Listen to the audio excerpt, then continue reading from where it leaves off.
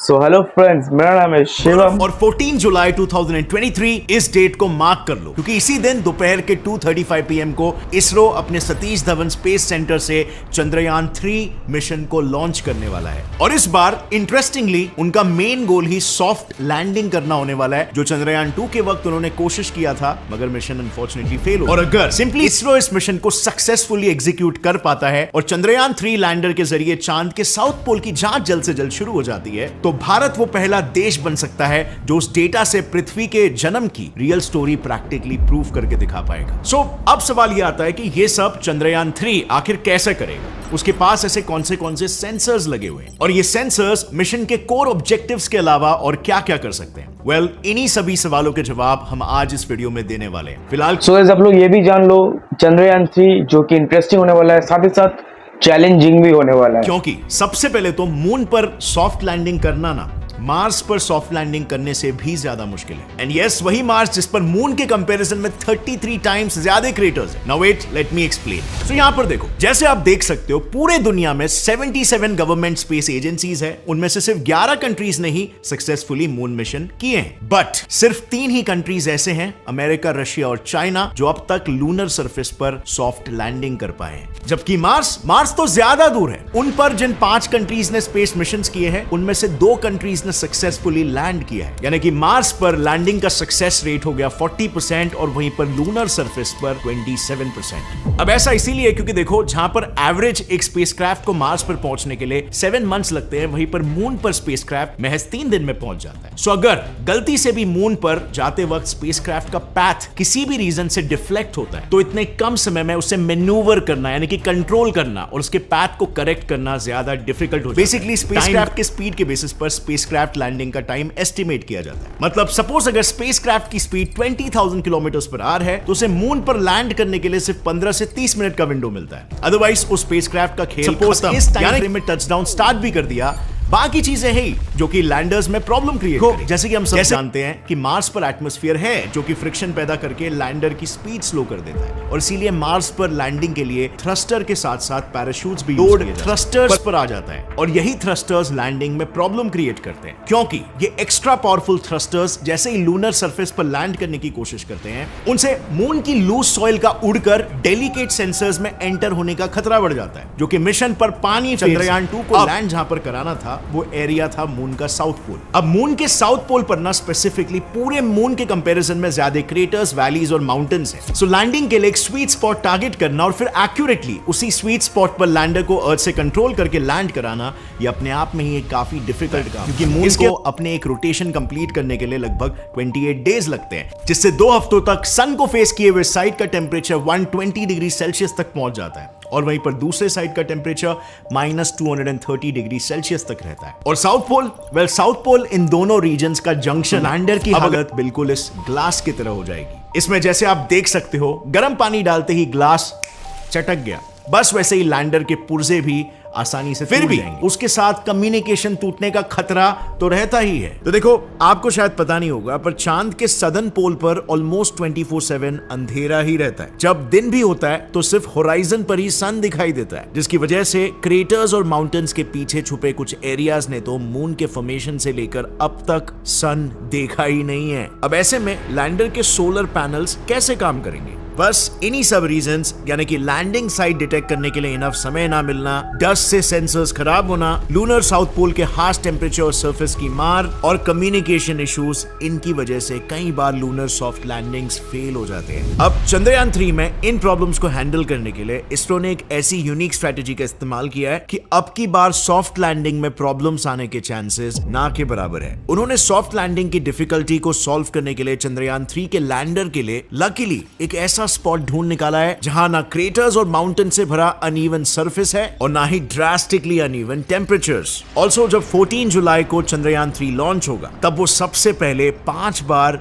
अर्थ के चक्कर काटते हुए अपना ऑर्बिट रेस करेगा, सो दैट वो एक ऑप्टिमल स्पीड तक पहुंच जाए। इससे होगा ये कि वो मून की तरफ किसी स्लिंग शॉट की तरह उड़ जाएगा, जिससे चंद्रयान 3 मिशन के इनिशियल फेज में ज्यादा फ्यूल यूज नहीं होगा और यही फ्यूल लैंडिंग के वक्त इस्तेमाल किया जा सकेगा। इसके बाद जब लैंडिंग का समय आएगा तब भी इसरो ने एक यूनिक प्लान सोचा हुआ है। इसरो ट्रेडिशनल तरीके से डायरेक्टली लूनर सरफेस पर लैंड नहीं करवाएगा, क्योंकि एज आई सेड अर्लियर इससे थ्रस्टर्स बहुत ज्यादा धूल उड़ा सकते हैं और उससे सेंसर्स खराब हो सकते हैं। सो इंस्टेड चंद्रयान 3 अपनी स्पीड को लैंडिंग से पहले ड्रास्टिकली घटाने और साथ ही लैंडिंग साइट को एक बार फिर से प्रॉपर्ली इंस्पेक्ट करने के लिए मून के अराउंड ऑर्बिट रिड्यूसिंग चक्कर काटेगा। यानी ऑल इन ऑल सिर्फ इन 2 स्टेप्स यानी कि ऑर्बिटल मैन्यूवर्स और परफेक्ट लैंडिंग स्पॉट से चंद्रयान 3 सॉफ्ट लैंडिंग फेलियर्स के पहले 3 रीजंस को टैकल कर सकेगा। इसके बाद रही बात 4th रीजन की, विच इज कम्युनिकेशन इश्यूज, तो उसके लिए चंद्रयान 3 चांद की सतह पर जांच अपने रोवर से करने वाला है, अपने लैंडर से नहीं। और इंस्टेड वो अपने लैंडर को धूप में खड़ा रखकर उससे रोवर और पृथ्वी के बीच सिग्नल्स रिले करवाने वाला है। इसे थोड़ा और आसानी से समझने के लिए आइए सबसे पहले चंद्रयान 3 के आर्किटेक्चर को समझते हैं। देखो, अगर हम चंद्रयान 3 और उसके प्रीडिसेसर चंद्रयान 2 के आर्किटेक्चर को कंपेयर करें तो हम देख सकते हैं कि इसके डिजाइन में कोई मेजर डिफरेंस नहीं है। इसमें भी 2 मॉड्यूल्स है, प्रोपल्शन मॉड्यूल और लैंडर मॉड्यूल, जिनका एवरेज वेट एक टाटा हैरियर या ऐसे किसी एसयूवी जितना है और कुल मिला के पूरे स्पेसक्राफ्ट का वेट कुछ 3900 किलोज है, यानी कि एक हाथी जितना। बस सिर्फ फर्क इतना है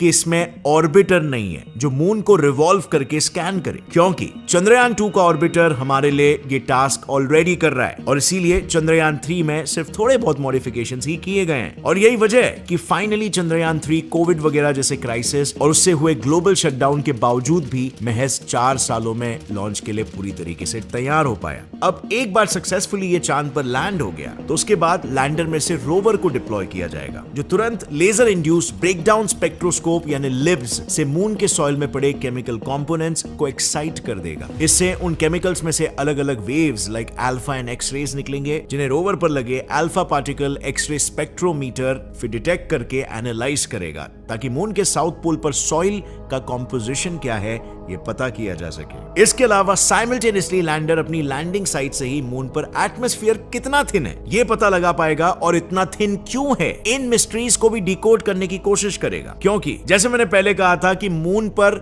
ना के बराबर एटमॉस्फेयर है। पहले तो लोगों को लगता था कि मून में एटमॉस्फेयर है ही नहीं, लेकिन रीसेंट स्टडी में मालूम पड़ा कि मून के 10 किलोमीटर ऑल्टीट्यूड तक एक बहुत ही थिन आयनोस्फीयर या सिंपली चार्ज पार्टिकल से भरा एक हल्का सा एटमॉस्फेयर का लेयर है और जिसके एग्जिस्ट करने का एक्यूरेट रीजन अब तक किसी को नहीं मालूम। सो चंद्रयान 3 का लैंडर बेसिकली अपने रैम्भा और चेस्ट इन सेंसर्स की मदद से मून के आयनोस्फीयर के हीट कंडक्शन प्रॉपर्टीज और तापमान के बारे में हमें प्रिसाइज डेटा देगा। इसके अलावा मून पर अर्थक्वेक्स डिटेक्ट करने के लिए लैंडर पर इंस्ट्रूमेंट फॉर लूनर साइस्मिक एक्टिविटी यानी इल्सा डिटेक्टर फिट किया गया है और लैंगमुइर प्रोब यानी एलपी भी लगाया गया है, जो सन से आती हुई प्लाज्मा वेव्स को डिटेक्ट कर पाएगा। यानी इन शॉर्ट मून का एटमॉस्फेयर पूरी तरह से सूरज के पावरफुल रेडिएशंस का नतीजा है या फिर चांद के केमिकल कंपोनेंट्स का। इसका एक एग्जैक्ट आंसर हमारा चंद्रयान 3 पता लगा सकता है। लेकिन ये तो हुई सिर्फ लैंडर और रोवर की बात। इसरो ने प्रोपल्शन मॉड्यूल को भी 2-in-1 के जैसे इस्तेमाल किया है। फर्स्टली उन्होंने इस पर स्पेक्ट्रोपोलैरिमेट्री ऑफ हैबिटेबल प्लैनेट अर्थ यानी शेप नाम का एक इंस्ट्रूमेंट इंस्टॉल किया है, जो अर्थ की तरह हैबिटेबल एक्सोप्लैनेट्स को भी डिटेक्ट करके उनके केमिकल कॉम्पोजिशन को स्टडी कर सकता है। देन डिटैच होने के बाद प्रोपल्शन मॉड्यूल रिले सैटेलाइट की तरह काम करेगा, जहां वो लूनर साउथ पोल पर भी मैसेजेस और डेटा इंटरप्शन ना हो, इसीलिए रोवर और लैंडर से आए इंपॉर्टेंट डेटा पृथ्वी पर मौजूद इसरो के इंडिया डीप स्पेस नेटवर्क के एंटेना की ओर रिले करेगा। अब ये एक बहुत ही बड़ा स्टेप है, क्योंकि इससे हमें किसी और देश के रिले सैटेलाइट्स की जरूरत नहीं पड़ेगी और हमारा डेटा भी सिक्योर रहेगा, क्योंकि पहले ऐसे बहुत बार हो चुका है, इसरो से आया डेटा दूसरे कंट्रीज चुरा पाए थे। अब अगर देखा जाए ना तो ये हमारे मैन्ड मिशन का एक फर्स्ट स्टेप हो सकता है, क्योंकि अगर आज हम लैंडर को मून के साउथ पोल के डिफिकल्ट टेरेन पर लैंड करा सके तो डेफिनेटली गगनयान मिशन के तहत इंडियन एस्ट्रोनॉट्स को भी सेफली आउटर स्पेस में भेजा जा सकता है। इस मिशन से हमारा कॉन्फिडेंस काफी बढ़ जाएगा। बट खैर, गगनयान मिशन के लिए अभी टाइम है। फिलहाल इतना समझ लो कि चंद्रयान 3 का मिशन अगर सक्सेसफुल होता है तो उससे भारत पहला वो देश बन सकता है जो पृथ्वी के क्रिएशन और एवोल्यूशन से जुड़ी थियरी को प्रैक्टिकली प्रूव करके दिखा सकता है, क्योंकि साइंटिस्टों के अकॉर्डिंग मून के साउथ पोल पर स्पेक्ट्रोस्कोपी के जरिए ये देखा गया है कि वहां आइस के फॉर्म में वाटर के मॉलिक्यूल्स काफी ज्यादा है, और वहां के क्रेटर्स के अंधेरे कोनों में जमा हुआ पानी तो चांद और पृथ्वी जब पैदा हुए थे तब से ही वहां पर मौजूद है। साथ ही रिसेंटली ये भी देखा गया है कि मून पर कुछ मैग्नेटिक फील्ड एनोमलीज भी है, वहां भी अर्थ की तरह एक अनइवन मैग्नेटिक फील्ड है। अब मोस्टली ऐसा तब होता है जब किसी सेलेस्टियल ऑब्जेक्ट के अंदर एक एक्सट्रीमली हॉट मोल्टन कोर हो। मतलब अगर हम इस अनइवन मैग्नेटिक फील्ड के कॉज का पता लगा पाए तो हम भी ये समझ सकते हैं कि क्या चांद ओरिजिनली हमारी पृथ्वी से ही टूटकर बना था, जैसे कि थिया की अर्थ से टकराने की पॉपुलर थियरी कहती है। ऑल इन ऑल, अगर चंद्रयान 3 चांद पर मौजूद पानी और वहां की मैग्नेटिक फील्ड इन दोनों चीजों की डिटेल इंफॉर्मेशन निकाल पाया तो उससे पृथ्वी के इतिहास की कई पहेलियां सुलझ जा सकती है, और सबसे मजेदार बात यह होगी कि हमारा देश इसे सुलझाने वालों में से सबसे पहला देश होगा। बस फ्रेंड्स, प्रॉब्लम यहां पर यही है, जैसे आप लोग को ऑलरेडी पता है, नासा 1958 में एस्टैब्लिश हुआ था और फिर भी सिर्फ 11 सालों में ही वो इंसानों को चांद पर पहुंचा चुका था, जबकि लगभग उसी समय में बना हमारा इसरो अपने टाइट बजट के चलते आज तक ये अचीव नहीं कर पाया। अगर